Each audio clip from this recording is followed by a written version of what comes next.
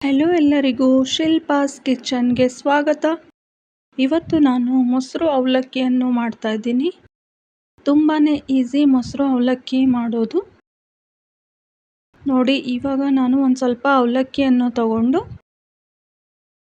ನೀರನ್ನು ಹಾಕಿ ಚೆನ್ನಾಗಿ ತೊಳಿಬೇಕು. ಮೊಸರು ಅವಲಕ್ಕಿ ತುಂಬಾ ಚೆನ್ನಾಗಿರುತ್ತೆ, ತುಂಬಾ ಟೇಸ್ಟಿಯಾಗಿರುತ್ತೆ. ನೀವು ಒಂದ್ಸಲ ಮಾಡಿ ತಿನ್ನಿ, ತುಂಬಾ ಚೆನ್ನಾಗಿರುತ್ತೆ. ಇವಾಗ ನೋಡಿ, ಇದಕ್ಕೆ ಒಂದು ಈರುಳ್ಳಿಯನ್ನು ಹಾಕಿ 2ರಿಂದ 3 ಮೆಣಸಿನಕಾಯಿಯನ್ನು ಹಾಕ್ಕೊಳ್ಬೇಕು. ನಂತರ ನೋಡಿ, ಇವಾಗ ಮೊಸರನ್ನು ಹಾಕ್ಕೊಳ್ಬೇಕು. ನಾನು 1 ಬೌಲ್ ಮೊಸರನ್ನು ಹಾಕ್ತಾ ಇದ್ದೀನಿ. ಮೊಸರು ಅವಲಕ್ಕಿ ತುಂಬಾ ಚೆನ್ನಾಗಿರುತ್ತೆ. ಚಿಕ್ಕ ಮಕ್ಕಳಿಗೆಲ್ಲ ತುಂಬಾ ಇಷ್ಟ ಆಗುತ್ತೆ ಮೊಸರು ಅವಲಕ್ಕಿ.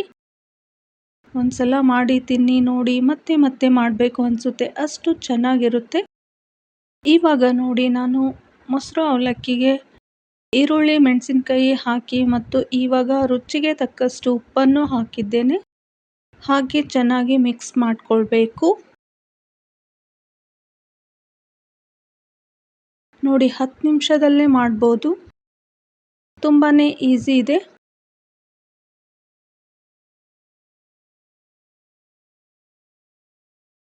ನೋಡಿ, ಇವಾಗ ಮಿಕ್ಸ್ ಮಾಡ್ತಾ ಇದ್ದೀನಿ. ಇವಾಗ ನೋಡಿ, ಮಿಕ್ಸ್ ಆಗಿದೆ. ಇವಾಗ ಒಗ್ಗರಣೆಗೆ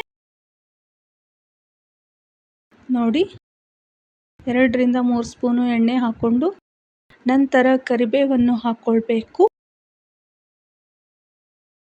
ಎಲ್ಲ ವೀಕ್ಷಕರೇ, ನನ್ನ ಚಾನಲ್ನ ಸಬ್ಸ್ಕ್ರೈಬ್ ಮಾಡಿ. ನಂತರ ನೋಡಿ, ಇವಾಗ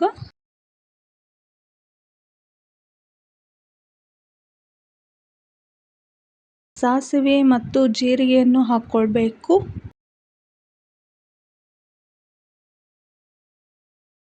ತುಂಬಾ ಈಸಿ ಇದೆ ಮೊಸರು ಅವಲಕ್ಕಿ. ಇವಾಗ ಕಡಲೆಬೇಳೆಯನ್ನು ಹಾಕ್ಕೊಳ್ಬೇಕು. 1 ಸ್ಪೂನು ಕಡಲೆಬೇಳೆಯನ್ನು ಹಾಕ್ಕೊಳ್ಬೇಕು.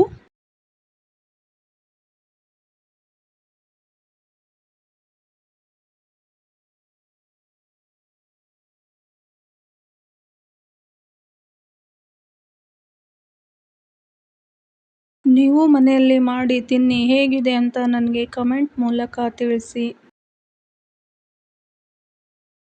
ನೋಡಿ, ಇವಾಗ ಒಗ್ಗರಣೆ ಆಗಿದೆ. ತುಂಬಾ ಈಸಿ ಇದೆ.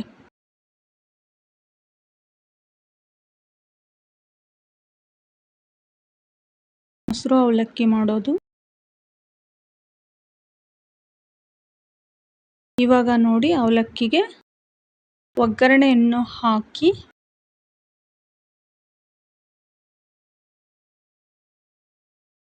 ನಂತರ ಕೊತ್ತಂಬರಿ ಸೊಪ್ಪನ್ನು ಹಾಕ್ಕೊಳ್ಬೇಕು.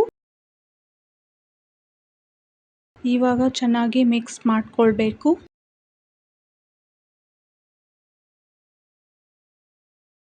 ನೋಡಿ, ಇವಾಗ ಮಿಕ್ಸ್ ಆಗಿದೆ. ತುಂಬಾ ಈಸಿ ಇದೆ ಮೊಸರು ಅವಲಕ್ಕಿ ಮಾಡೋದು. ಇವಾಗ ರೆಡಿ ಆಗಿದೆ ಮೊಸರು ಅವಲಕ್ಕಿ. Thank you all for watching.